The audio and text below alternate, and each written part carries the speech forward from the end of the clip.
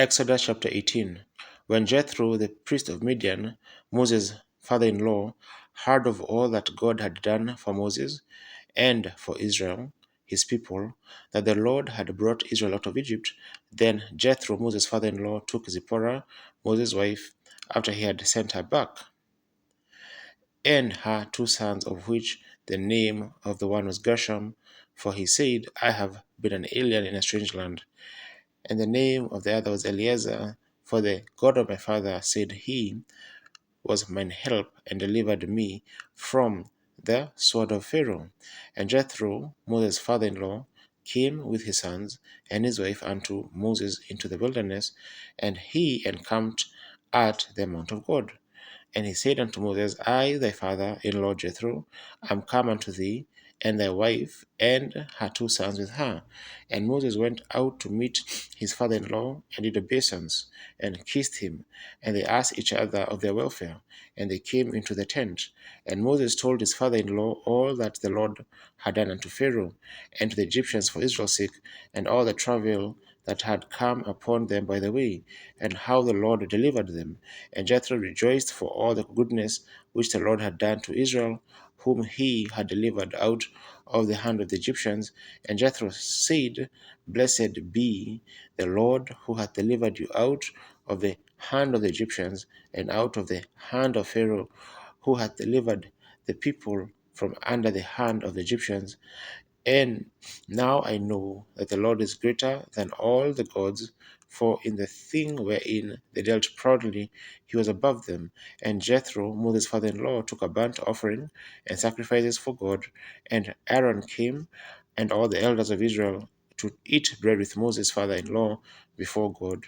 And it came to pass on the morrow that Moses sat to judge the people, and the people stood by Moses from the morning unto the evening.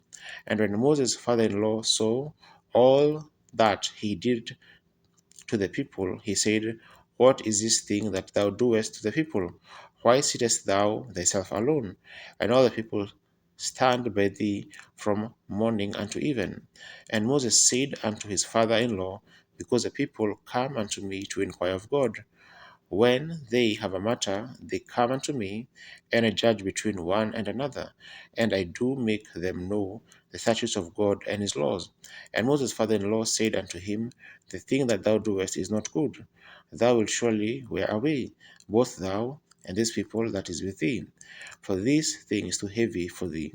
Thou art not able to perform it thyself alone.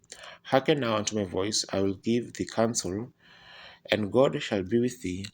Be thou for the people toward Godward, that thou mayest bring the causes unto God, and thou shalt teach them ordinances and laws, and shalt show them the way wherein they must walk, and the work that they must do.